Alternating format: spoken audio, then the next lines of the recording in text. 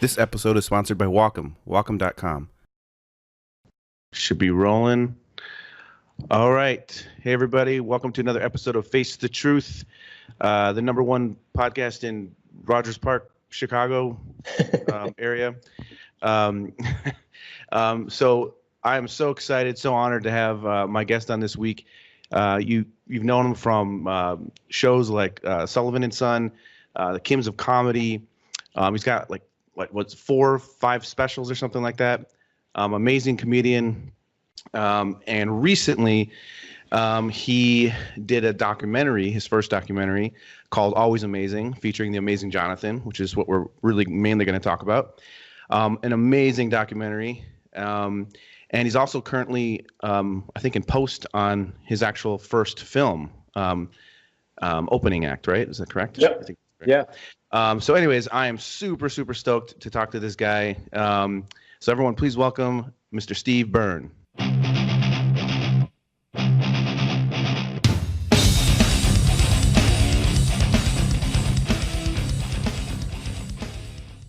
Thank you so much for having me. I appreciate it, Jay. Yeah, this is awesome, man. You're right. It is. It's an honor for you to be talking to me. That's right. It is. You know what's really cool about this is like, I'm a huge fan of stand-up comedy. It's one of my favorite things to listen to while I'm working in my studio on stuff. I listen to comedy all the time. And just real quick I just want to let you know, I realized recently how much more I respect comedians because recently it's been on my bucket list to try stand-up. Yep. And I'm sure you've heard of the Kill Tony show, right? Yep. So they came to Chicago. I bought tickets and I told myself I am going to work on 1 minute of comedy to do this show. Yep. And I spent 4 or 5 weeks trying to come up with 1 fucking minute of comedy. I rewrote. Yeah. I thought it was great. I would perform it. I would record myself, listen to it back. I'm like, oh man, no. And just to get things down to 1 minute. And by the time it came to the show, I had at least 3 minutes prepared that I felt really good about. But I realized in that process how hard it is. And just to try to relay the story and the punchline and just to, like, is this funny? So it was so much I did just for 1 minute, not even knowing if I'm going to get called. Sure. I go to the show. I'm like right in the front. The entire show, I could hardly even enjoy myself because my stomach was in knots. I was in knots. Like, what am I going to do? Like, and I'm going through so I'm going to start off like, my opening line in my head. I have to remember like how I'm going to start it. And what if I blank, So it was like miserable. Yeah. I didn't even get called. But it made me appreciate what you guys do, How long ago was that? Like a week ago. Okay. Well, the good 2 weeks news ago. is you've written a ton of stuff. Yeah. You've prepared a bunch of stuff, and that's not the only opportunity for you to get up. So, there's plenty of open mics, and my buddy Joe Kilgallen, a great comedian in Chicago, I think he still does a show at Timothy O'Toole's, and I could hook you guys up, and you go do some time there. And when I'm in Chicago, awesome. I'm in the Chicago Improv, I think in December, and if you want, I'll give you 5 minutes there too. Oh my God, I don't know, man. You know what? I would accept that offer, and I would go. I would totally step it up for that. That would be awesome, man. Yeah. Well, hopefully by then you will have gotten on stage a few more times before then, because it's way. So if you have the material, I would just suggest that you stop thinking about it, because that's what everybody does. Everybody thinks, "Oh, I can do it. I can do it." Well, you gotta get in the car, drive to the open mic, sign up, and you're probably gonna wait 2 or 3 hours, and you just do it. Just do it, because once you do it for the first time, it'll never be more difficult than the very first time you did it, because you have no idea how it's going to go, what it's going to be like, et cetera, et cetera. But once you do it once, it's like, all right, you got one under your belt. Yeah. And now you just got to do the next one. You got to get started. That's the difference. I mean, I listened to you on some podcasts recently, and one of the things I wrote down, you said that just was like hilarious to me, was you said stand up the first time was like the first time I had sex. It was quick, I cried, and I couldn't wait to do it again. Yeah. And I was like, that's what I would relate it to when I sat there at that Kill Tony thing thinking, oh my gosh, like, because here's the thing. I've done a lot of public speaking. I did the Adobe conference in LA, spoke in front of 8,000 people. I ended up getting a couple laughs there, which was accidental. Very nice. That's good. But like I've done that. I used to be in bands and tours, so I'm used to being on stage. But there's something about this that puts me out of my comfort zone. That I'm just not. It's a new thing that I'm excited about and I like a lot. But anyways, the whole point is I have mad respect. I really love what you guys do, and that's why I wanted to talk to you as well, because the whole idea for what I'm doing with this podcast is just to try to promote every aspect of the arts. And I think that stand-up comedy is one of those things that's just it's a powerful art form that I think a lot of people just take it for granted. Like, oh, this guy's funny, he's just he says funny things, but it's like, no, man, these guys are writing. They're and the lifestyle I've heard a lot about. I know the lifestyle, it's pretty fucking crazy. I mean, I just heard you on Tiger Belly with Bobby, and you got Bobby Lee jerking off next to you, and so there's all kinds of great things you can look forward to, I guess. But yeah, I mean that's kind of like the basis of the feature film that I wrote, the opening act. I think it'll come out probably early 2020, but it's all about a kid's. He's got the passion, he's got the burning desire to do it, but he's got that safe job. And I think every comic remembers the last job they had and making that leap. And the whole film is literally, it takes place over 4 or 5 days, and it's this kid's first time ever getting to go on the road at an A-list comedy club, which happens to be an improv. And the whole first half of the film was all the romanticism and optimism and blind faith and partying of hanging out with the feature act that's played by Alex Moffat. And the back half of the film is all like the sobriety, isolation, and reality that sets in of talking to this road-weary veteran played by Cedric the Entertainer. And Jimmy O. Yang plays like a young version of me. So the whole film, I think, really does truly encapsulate what it's like to be an MC, a feature, and a headliner. And it's taking all the best and worst things that have happened to me over the course of 22 years and implementing it into a feature narrative. And I think we really got an authentic, great, enjoyable, fun version of what it's really like to be on the road. That's awesome. I mean, and I'm impressed too, by the way, just because, I mean, I don't know much about the film industry besides the fact that I've done artwork for film. Sure. But you just did your first documentary, which that's got to be intense. Just, cutting your teeth on that. Yeah. And then soon after you're doing your first film. And you got some really awesome people that are going to be in the movie as well. Bill Burr is one of the actors, and I can't remember, Tom Segura's in it, and a bunch of different comedians. Yeah. But just the fact that you wrote it and you're directing it, I mean, you've got experience. You were on the sitcom for a while, so I'm sure you've got, it's not the same, but yeah, you're right. But you got experience of a director, telling you things and everything else. But that's got to be this must be for you a whole new, I don't know what I'm doing. I mean, does it feel like that a little bit? Oh yeah. I mean, I guess if you're like an established artist like yourself, right? And you're incredible at taking pen to paper and creating incredible, depictions of people or caricatures or whatever it is you want to say, but incredibly. And now somebody just goes, okay, well, now you're going to do a cartoon that's 90 minutes long. It's like, geez, well, I'm good at this thing, but am I going to be good at spreading my wings? And so as a comedian, if you can write a great joke, that's great. You can go up on stage and communicate to people, but does that make you a great conduit of narrative in terms of television, film, single cam, multicam, documentary, whatever it is? So all this stuff for me creatively was just something that kind of, I mean, the two films happening back to back, it was extremely overwhelming. Mm-hmm. But I think sometimes when you get that calling, when you get that burning desire, and you're putting in the sweat equity, it's never worked to you. It's not a job. It's like, I got to get this done. I'm loving every second of it. And that's kind of how I felt on the doc. And that's certainly how I felt with the feature. As tumultuous as the feature is, because they're two very different ways of making a film. Yeah. The feature was very overwhelming at times, but I'm very proud of the work we did. And I'm so excited for this thing to come out. That's awesome, man. I can't wait to see that either. What made you like think? I mean, I don't know. I don't mean this to sound like a bad way, but what made you think, oh, I can do a documentary? I mean, you know what I mean? Like, because first of all, let me just set this up real quick. Sure. I saw you. I think the first one I saw you on. I remember you from years ago when you guys did the Kims of Comedy. Okay. And that was a while ago, wasn't it? Like sure, yeah. 2005 or it was like 05, 06, somewhere in there, yeah. Yeah. Wow. And then I saw I haven't seen you. I saw one of your hours a while ago, but I haven't seen you recently. And all of a sudden you popped up on Tiger Belly. I listen to that all the time, and it's an absurd episode. I was making me uncomfortable watching, but it was hilarious at the same time.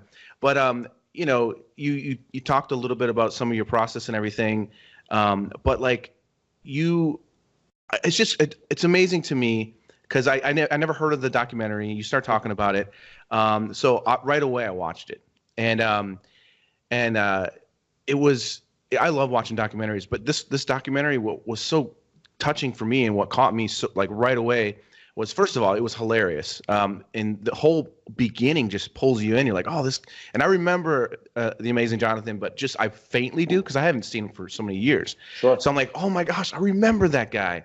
Oh, wow, this is amazing. And right away, I'm just like dying laughing, having a great time. The story building up was really good. And then all of a sudden it hits you with the terrible news. And then all of a sudden it's like emotional, and you're just feeling like, oh shit, Steve, you just like brought me on this roller coaster, but on the way down, you just let me smash into the wall. And like, but then it picks up again, and it was so well done. The storytelling, the direction of it is so well done. And it's just, and again, back to my question, like, what made you think you could do this?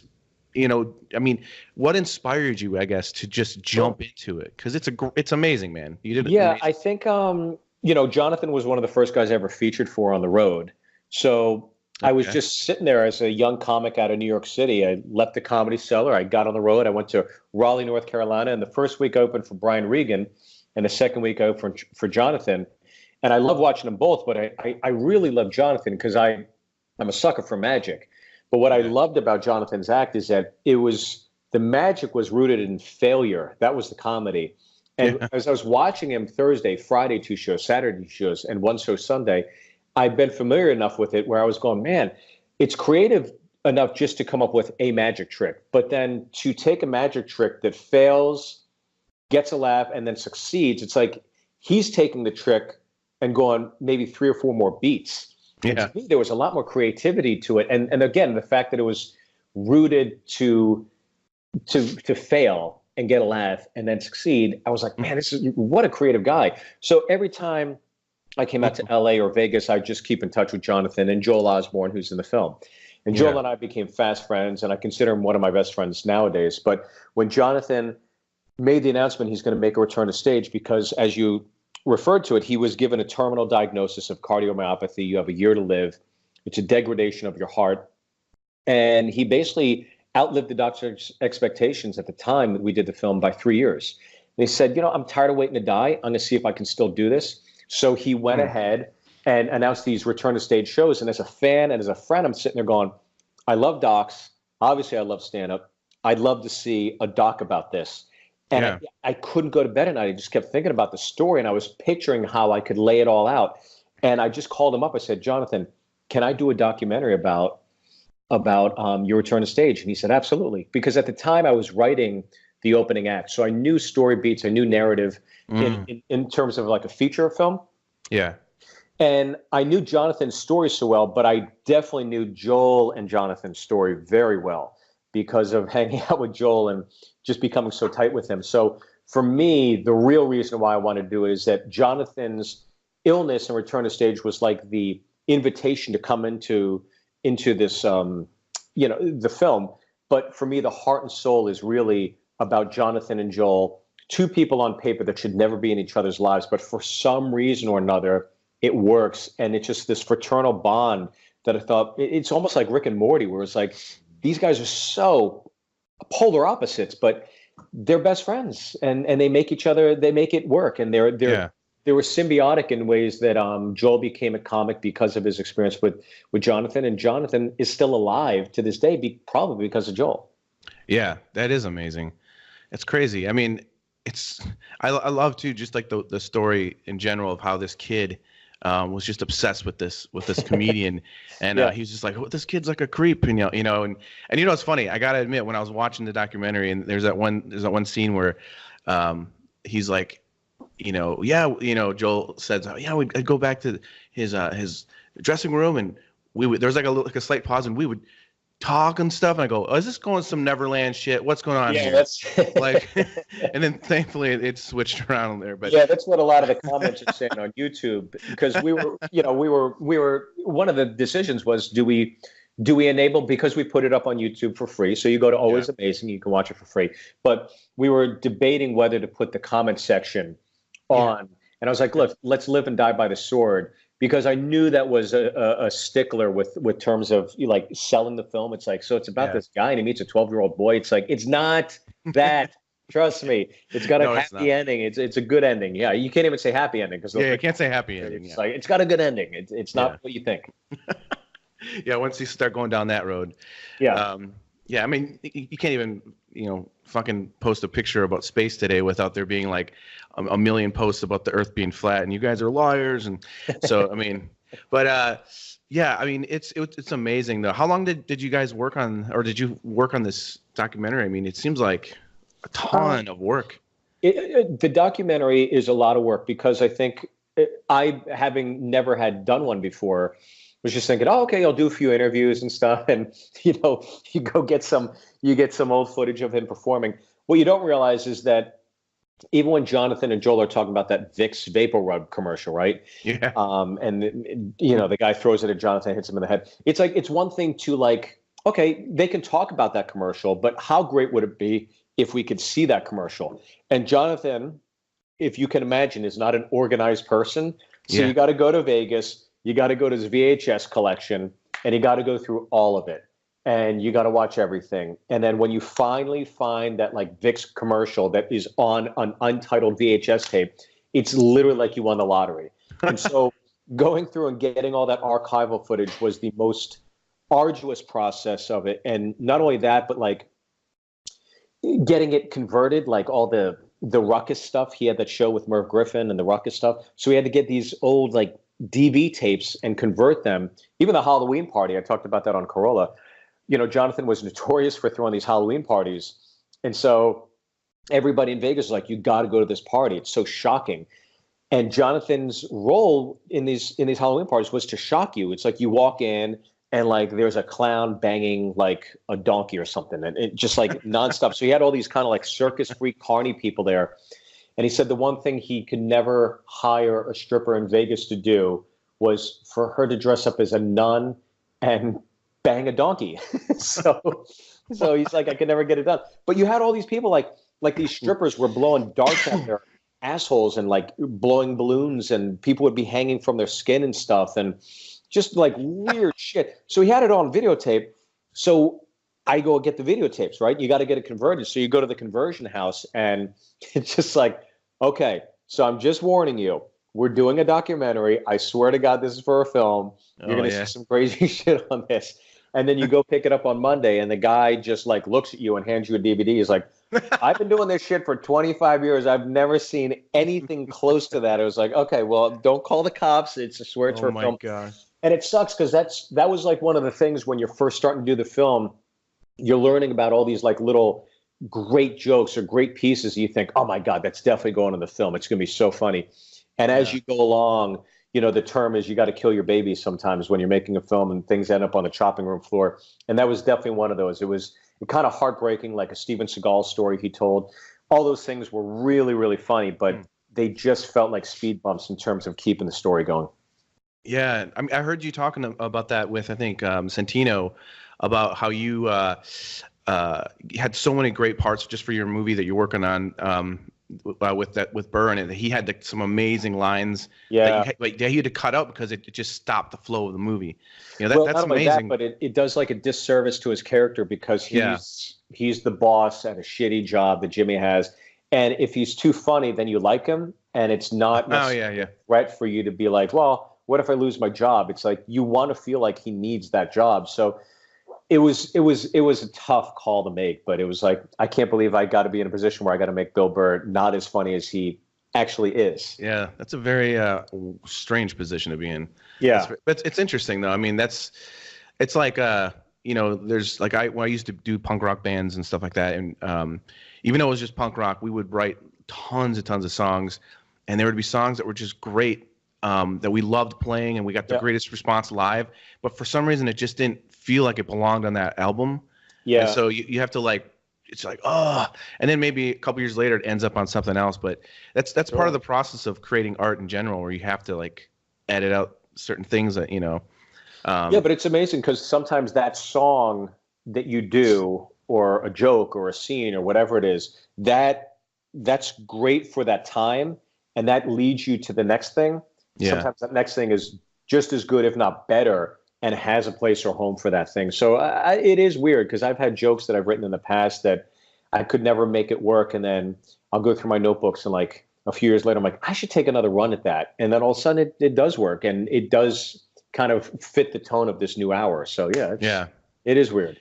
Do you? But the good ones you always remember, right? You always remember the good ones. You're like, oh yeah, I'll find a home for it. Comes back for it. Yeah. Were you able to do, when you were like consumed with this project? Were you able to do your stand up still? Oh, I was definitely. Well, when I was actually physically filming the movie, no. We did the film in 20 days, I believe, which is a crazy schedule. We were doing like 10 to 12 pages a day, which the norm is usually, I guess, 6 to 8. So we were kind of doubling it, and we were just a true indie film. So it was definitely trial by fire. But once we finished filming, once I was in the edit bay, I would edit Monday, Tuesday, Wednesday, and then Thursday, Friday, Saturday, I'd go on the road. So I saw my family on Sundays, and then I'd just go spend another 10, 12 hours a day, Monday, Tuesday, Wednesday, editing. So this film probably could have been done, maybe 4 or 5 months ago, but because of my schedule, it's just taken a bit longer because I got to keep the lights on, Oh yeah, of course. And that's what I was wondering too. Like, I mean, I don't know anything about that business. So it sort of baffles me that it's available for free for everybody. I mean, everyone should definitely watch it because, like I said, it's a really, really well done documentary, and that's why I can't believe it's not like something that's on Netflix or something. I don't know if one day you'll make a deal with somebody, but well, it's amazing that anybody can watch it right now, and should definitely take advantage of it. Yeah, it's really good. Look, it was a work of passion. It was also my first film I've ever done. It was my first documentary I ever made. Maybe I'll get to do another one, but when I finished it, I told my wife, I basically showed it to Jonathan. I drove out to Vegas. He's got a little theater room, and I showed it to him, and he looked at me, and he's not the most emotionally open person in the world. Mm-hmm. So he basically saw the film, and he looked at me and said, I love it. I absolutely love it. And he got up and walked out.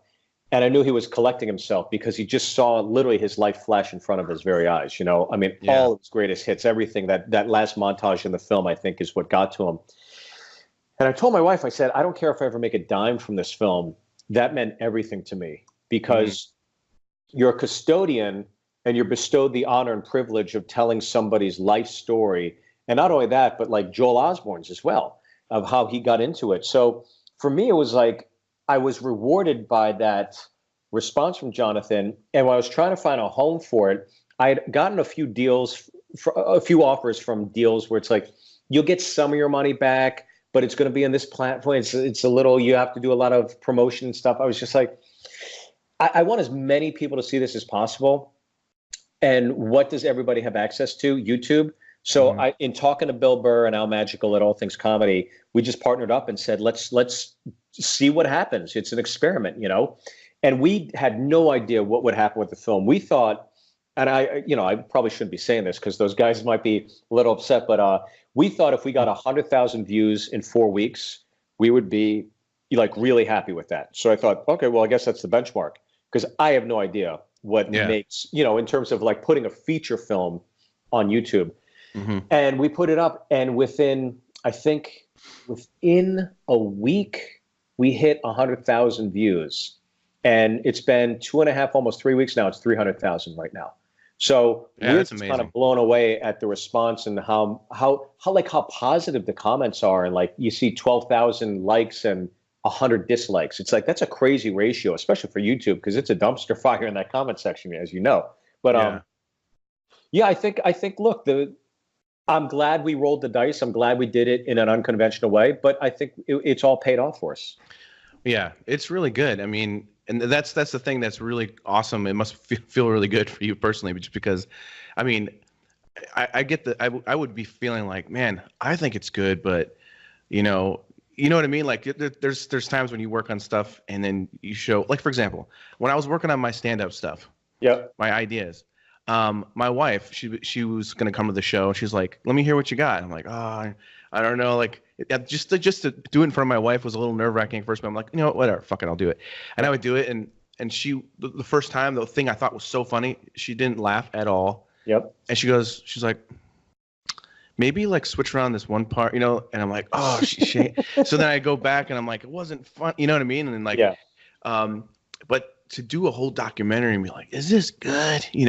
But I think one thing that just again, back to the comedy thing, that I was thinking to myself was, you know what? I'm going to focus on what makes me laugh, what I think is funny.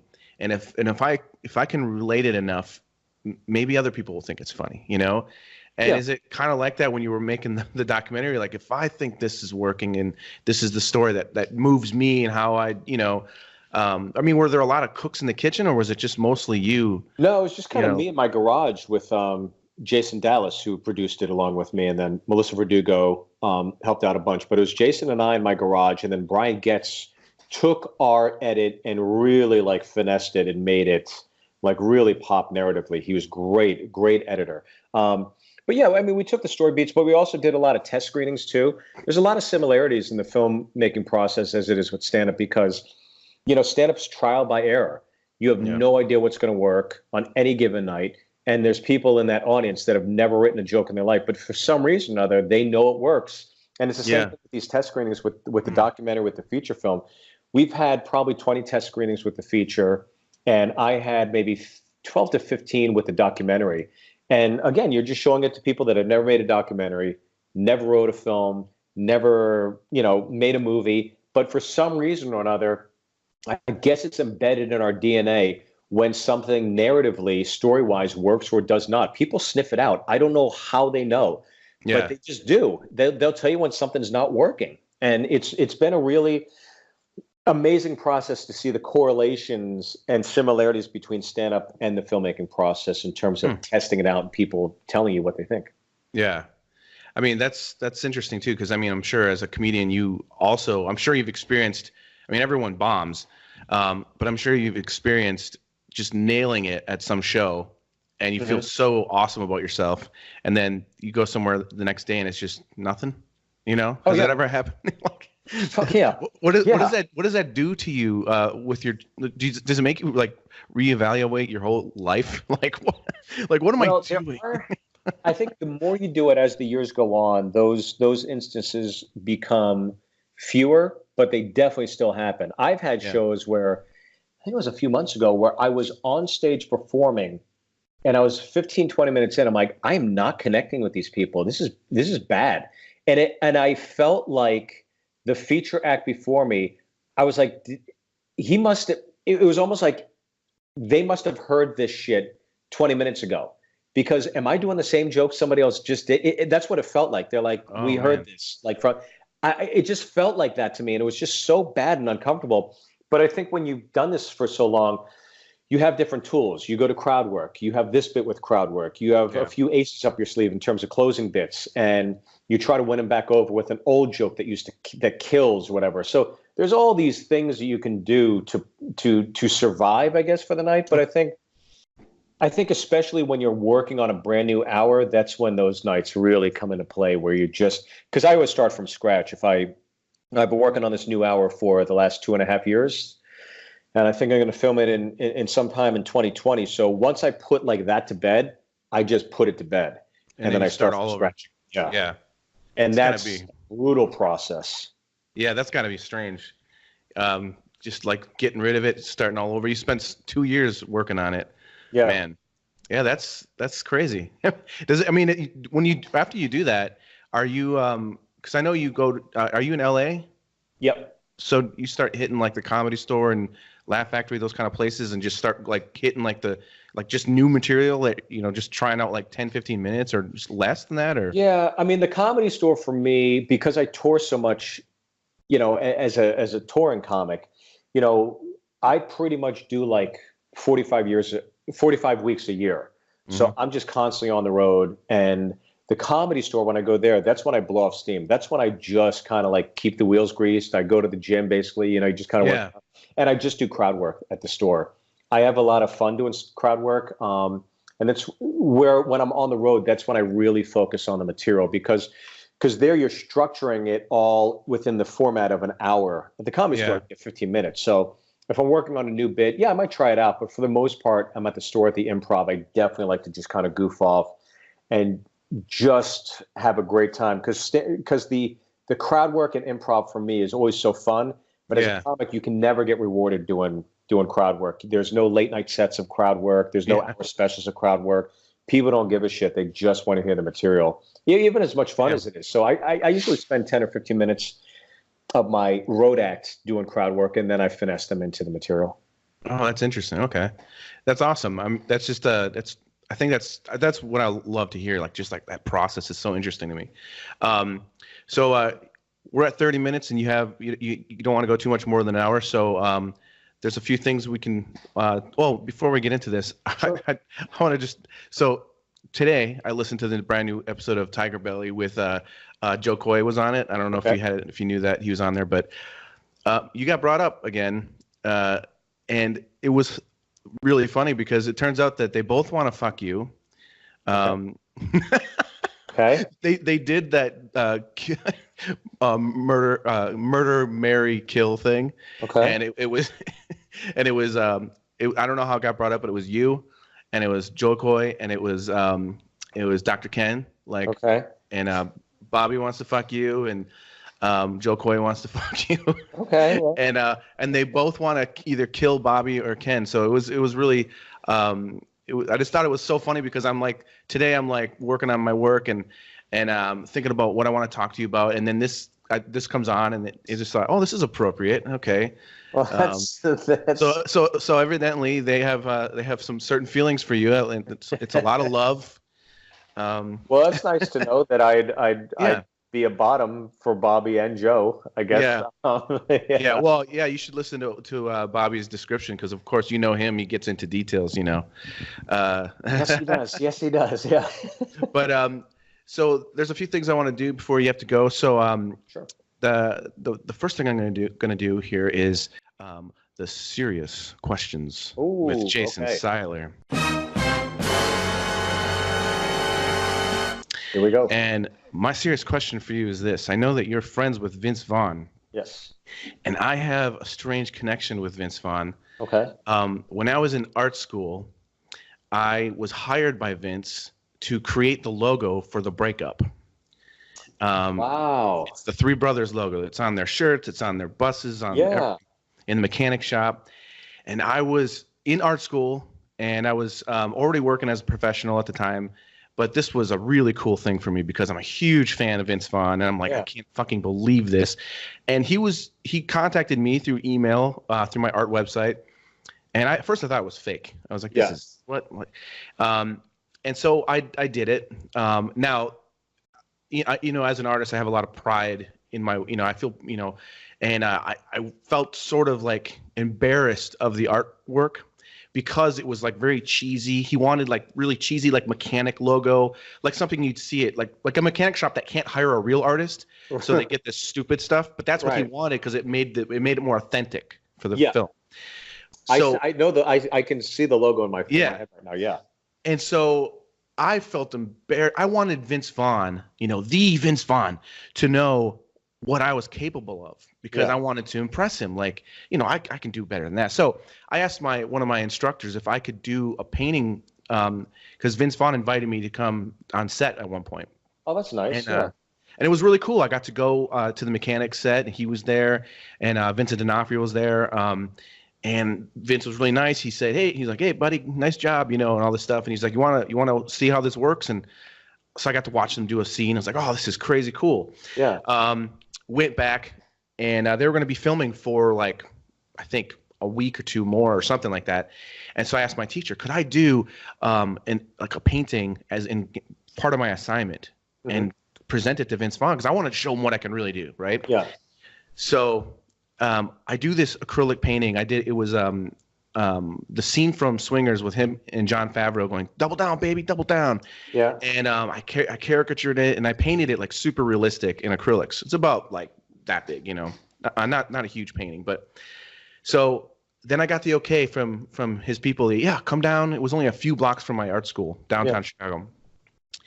And I knock on the door. He's in this big room. He's sitting at a desk. He's like, oh yeah, come on in.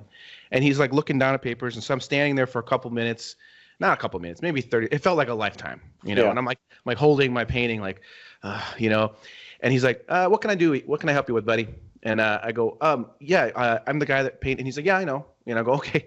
Well, I wanted to show you what I can do. I probably was bumbling like a moron, Yeah. And I'm like, so anyway, I really love your movies, and I just wanted to show you what I could do, and I just did this a gift for you, and I handed him the painting, and he kind of looked at it like real quick. He's like, oh, thank you so much, and it was like this, like I don't know, okay, and I'm just standing there, and he goes, all right, I got to get back to work, and I was like, okay, so it's kind of like this weird thing, and so I turn around, I walk away, and as I look back on my shoulder, he plops it on the top of his garbage bin. And so here's my question for you. I need some wine for this. Okay. Okay.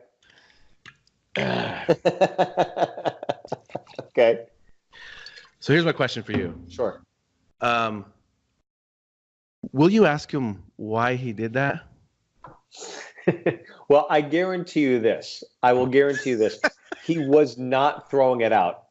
Was he propping it up on the garbage thing? No, there was like a full thing. It was like he wasn't paying attention. He was very busy, I'm sure.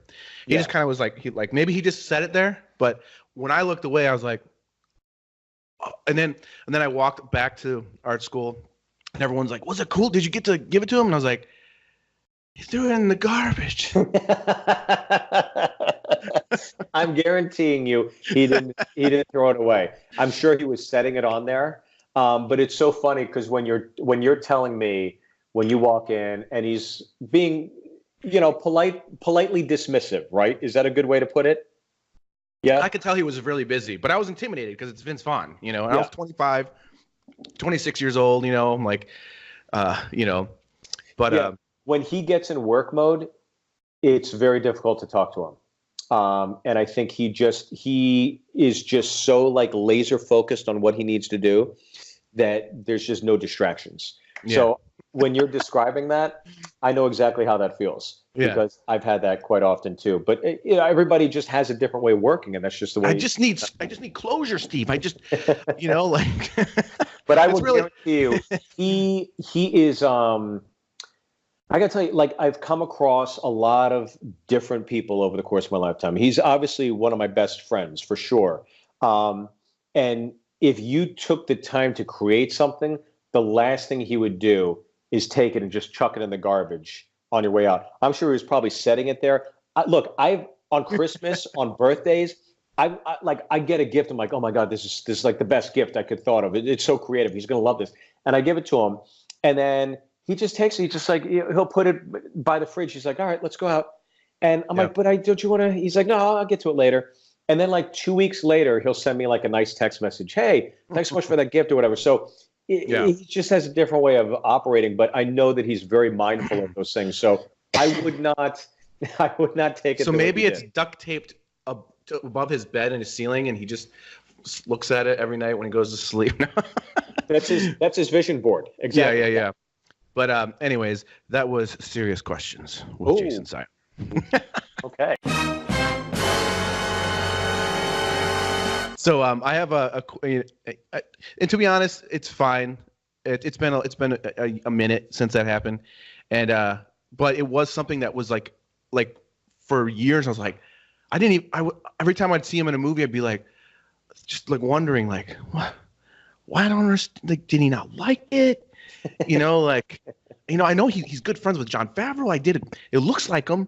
Maybe he didn't like that it gave him such a huge forehead. Maybe, you know what I mean? Like, I was just thinking like all these things. But anyways, do not beat yourself up. I guarantee you, he was putting it there to rest it there or whatever. Because, like I said, I remember one time it was his birthday, and I was like so proud of this gift, and I gave it to him, and he just kind of like, all right, let's go. And I was like, oh fuck, what? You know, aren't you gonna look at it? He's like, I'll get to it later. And it was like 2 weeks later. So yeah. Yeah. All right, that makes me feel better. I think I got some closure. So that's good. Okay. So I got a question from a fan, okay, and he also did a drawing as well. So we'll see that in a minute. But this is his question for you.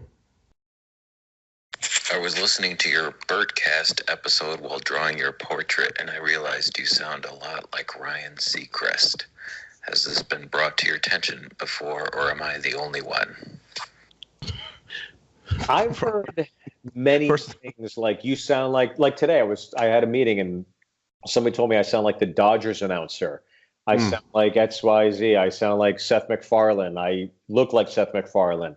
I look like Kevin Spacey. I look like Elon Musk. It's, you know, I hear all different kinds of things, but I can see that a little bit. Seacrest, maybe that's a first. I've not heard Seacrest before.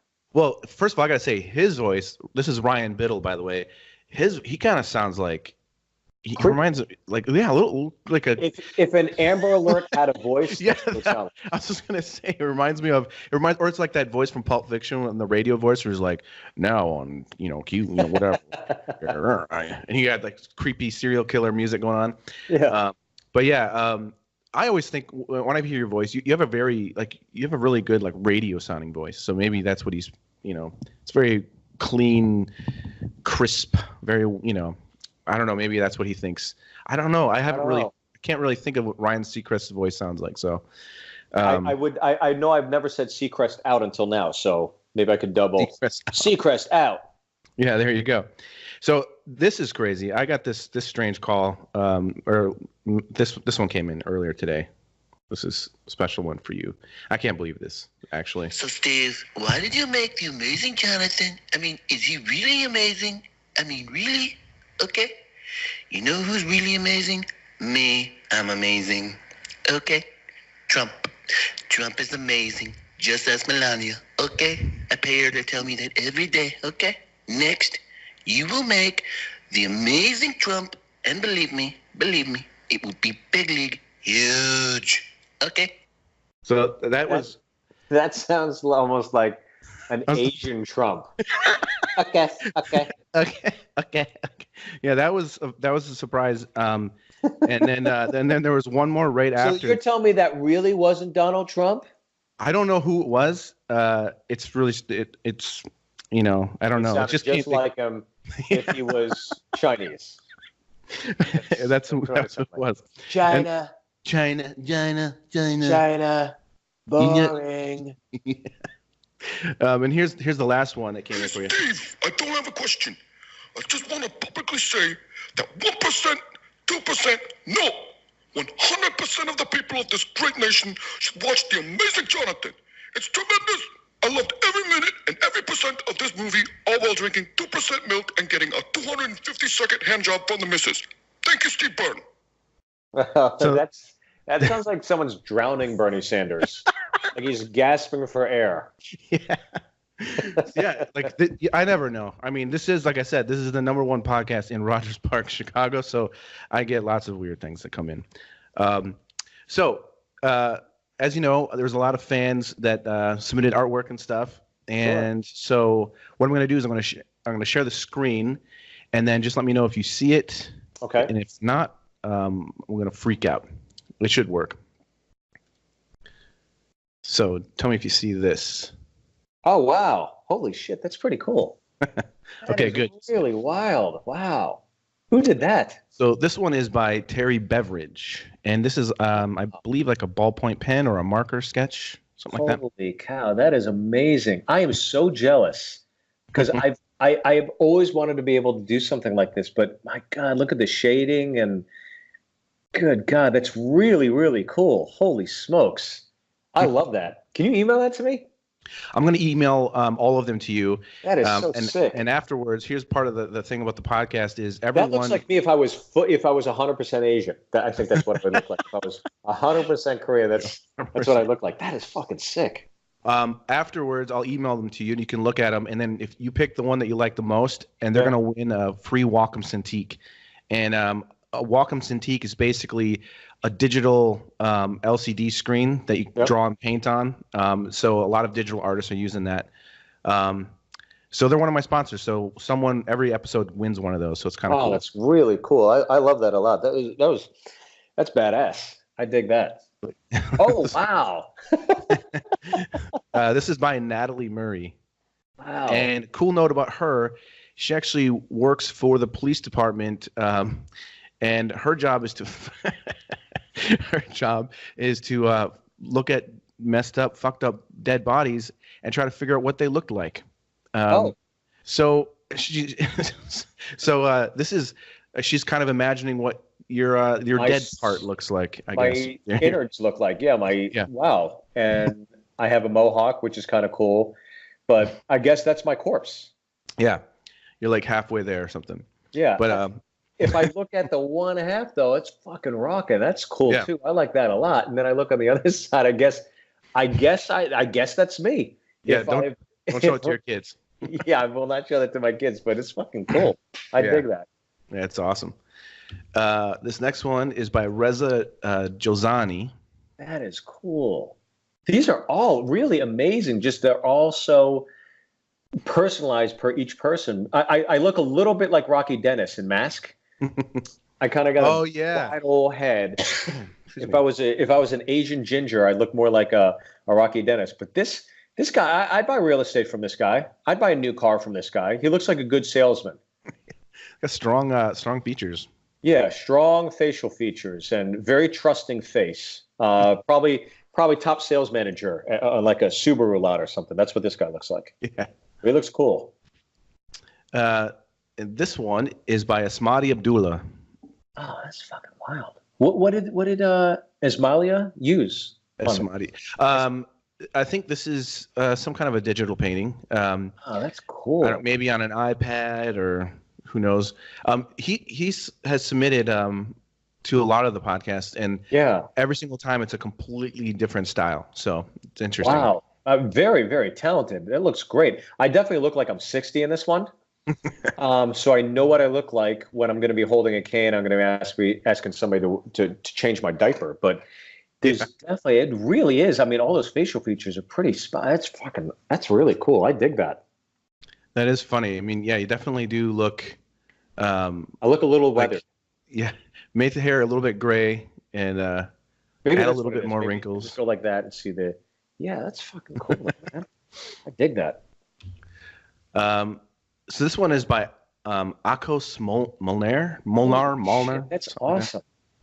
That looks like me tonight in Raleigh, by the way, where I'm just like, I got to get through this fucking set. Holy shit. I look like I'm bombing, and I look like Nick Nolte's headshot. I think that's what it looks like. This is me after 3 weeks in Las Vegas.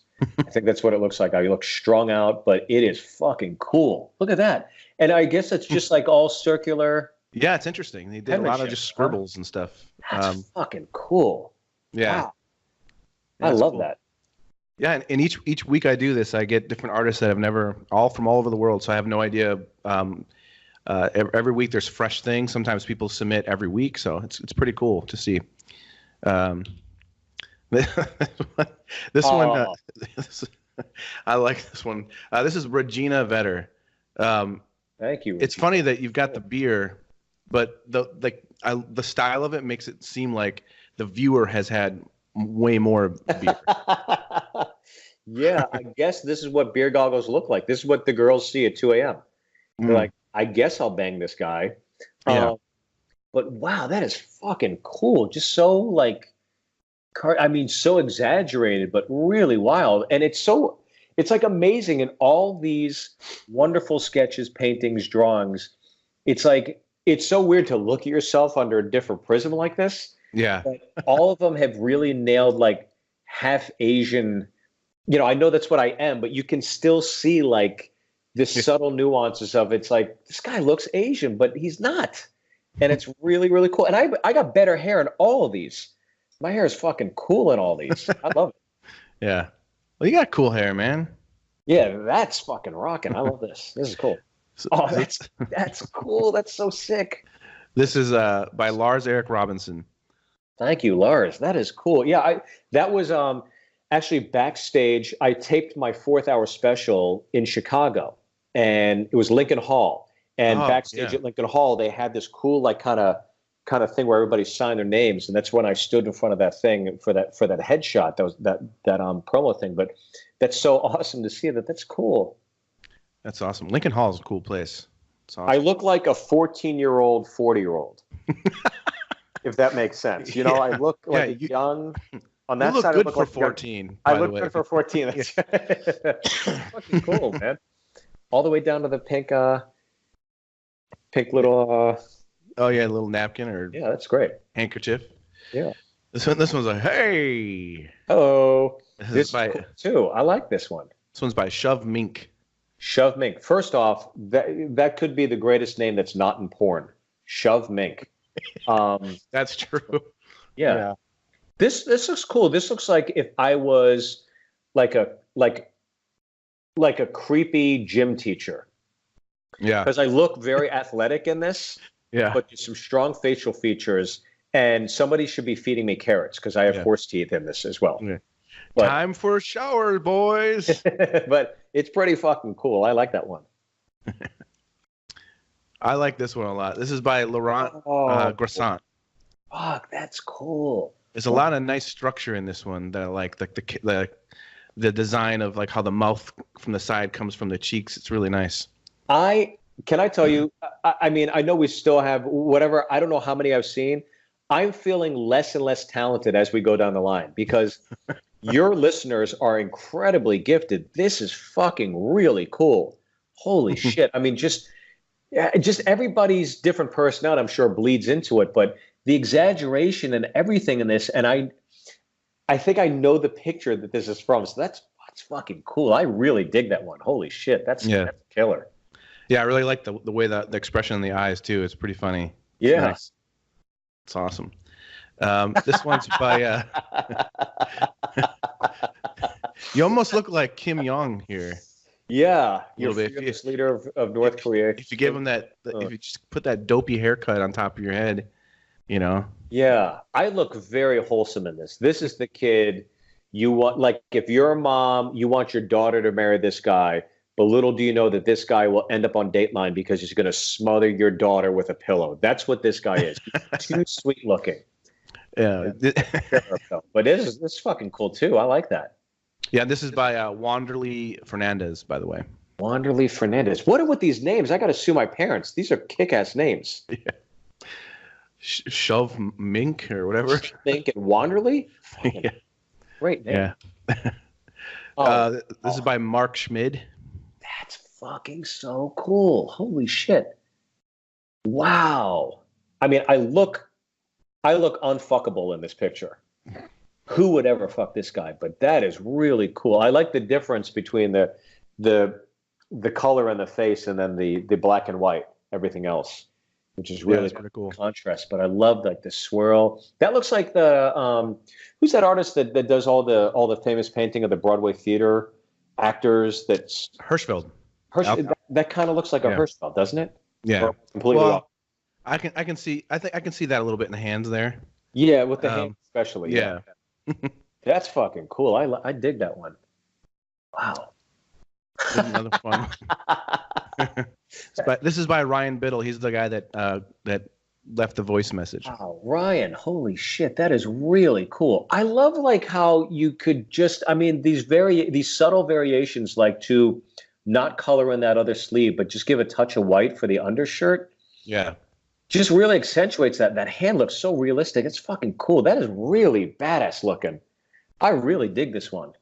And there are some talented listeners. This is really cool. I almost look Indian and Irish in this one. Like I could be opening for theaters. I'm like an extra in Aladdin in this one. Yeah. Hello. I'm somebody that's selling you Drakkar, or like, like when you go to the Woodfield Mall in Schaumburg, they're trying to spray cologne. That I look like one of those guys that's trying to sell you cologne at a kiosk. Come in here. Yeah. Come in here. Yeah, you will be very safe. You will be very safe. Come in here. You'll smell delicious. This one is by Salah Khudari. Salah, holy shit, that's fucking cool. That's really wild looking. That's trippy. I love all the color in it too. Yeah, wow. I definitely look like a male figure skater in this one though. A male figure skater? Yeah, I better get golden Nagano. That's what I look like in this one. But that is fucking really cool. I love the color in it too. What a color palette to go from like those greens and blues and just like a pink, and it was fucking really cool. Yeah. It's interesting too, is this guy, he submitted a few before, and he usually just does like this crazy black and white stuff, very Ralph Steadman style. Yeah. And lately he's been doing some color stuff, so it's pretty cool. But like really strong in the strokes on the suit, especially, Yeah. No, it's awesome. Cool. It's very cool. This is a nice. This is by a friend of mine named Mark Hammermeister. My God, Mark, that is fucking crazy. It is so crazy. I guess I got big cheekbones, is what I'm learning tonight. I didn't realize I had his big cheekbones, but I've always known I got a big forehead. But I think like in this one, I mean, my forehead's pretty pronounced. It's like, if you guys want to watch the game, you can come over this week and watch my forehead. That chin, I got a Jay Leno chin here, but that is really fucking cool. And by the way, the legs are pretty spot on. Pretty spot on. I played hockey all my life, so I got some pretty stout legs for an Asian. And the heart, I may have had a pair of boxers like that in college. It's been a while. So this person's been doing some stalking. Perhaps there's a picture out there somewhere. Yeah, that is really fucking sick. I like the lighting too of how. That's just really amazing. I'm really kind of blown away at all this. I look like an Asian Jay Leno. Yeah, the head can just kind of shake a little bit back and forth. Yeah, perfect. That's awesome. Cool, sick. That's hilarious. Yeah, he just sent this, I think, yesterday or something like that. Wow. Last minute. So, oh yeah, this one I forgot about this one. This is Scott Rigsby. Scott, that's fucking cool. I'm a balloon. Yeah. That's really wild. And it's like I got more Asian-ish too, more like, more circular, I guess, because I am a balloon. I'm floating away. But that's fucking really cool. Yeah, man, that's wild. I look like the little kid in the middle, don't I? You ever see that show, The Middle? Yeah. I look like the little kid that, There's something. I got huge ears in this thing. Yeah. There's something very 80s about this. Yeah. Just like the style. I don't know. It looks like this looks like the album for a comedian in the 80s. Like totally has that, that vinyl album cover look. Yeah.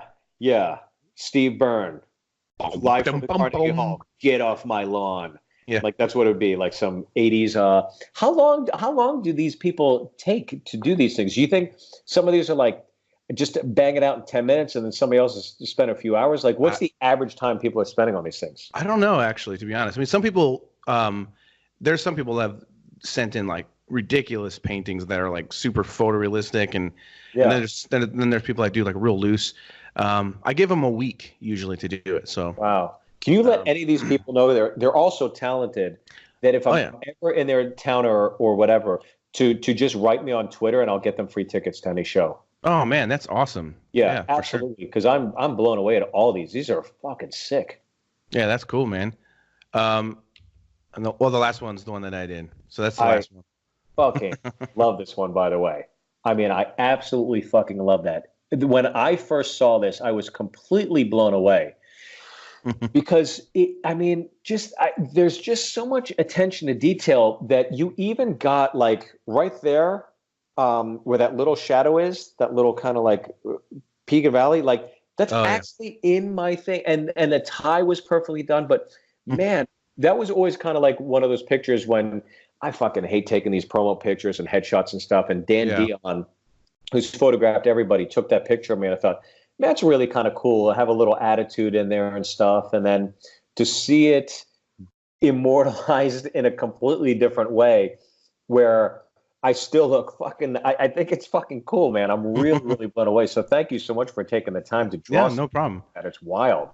No, like I said, man, I'm like super honored to have you on this, and so I was like, I gotta do a drawing too. I don't usually do the drawings. I usually, I've done a couple for past guests, but yeah. But I was like I said, I'm a huge fan of comedy. I love your comedy. I love the documentary you did. I can't wait to see the movie, and I can't wait to see you live at some point. But we're making a deal though. In December, when I come to Chicago, you got to have 5 minutes ready. So whatever you do before that, it's totally up to you. Go to the open mics. There's a great comedy scene, obviously, in Chicago. But on Thursday night, I'll get you 5 minutes. Okay. Okay. That's the deal. I'll work on it, man. That's going to be awesome. Yeah. I'm already terrified, but excited at the same time. So. Well, that's how that feeling will never leave you the first probably 3 years you do it. Yeah. For sure. That's awesome, man. Again, thank you so much. This is amazing. And like I said, I will send you all that artwork so you can check it out. And before we go, real quick, do you have anything that you need to promote or push, letting people know what's going on, or if you're going to be somewhere? Or... Not really. I mean, first off, can I just say to every one of those people that took time out of their day to sketch me, I am absolutely blown away at the artistry, creativity, and I'm really flattered that you guys took the time to do that. So thank you so much for doing that. It absolutely made my night. I haven't seen anything like that. I mean, when else would you ever experience anything like that? So it was really, really awesome. So honestly, if you did do one of those pictures, just write me on Twitter if I'm in your city. But yeah, just follow me. Everything I have social media wise is Steve Byrne Live. But absolutely go to YouTube and watch Always Amazing. It's really, really, really just a fun ride. And people have been enjoying it. I hope people keep watching it. Yeah, for sure. Definitely everybody check that out. And make sure that you look out for the movie that he's been working on too, because I can't wait to see that. And especially since it's about stand-up comedy and all that kind of stuff. It's going to be so cool. So thank you again, Steve. It was just an honor and a pleasure to have you on here. It was a really fun time. I'm sure you got to get some sleep because you're probably on the road again right away in the morning. I got a little bit of writing to do, but I'll tell you what, I'll be seeing Vince on Monday, so I will ask. But I guarantee you, I kind of already know the answer. And by the way, he painted the fucking Pope for Time Magazine years later. So that's right. All right. Thanks again, man. I totally appreciate this. And hopefully we'll talk again soon, man. All right. Well, I look forward to sharing the stage with you, Jay. That's awesome, man.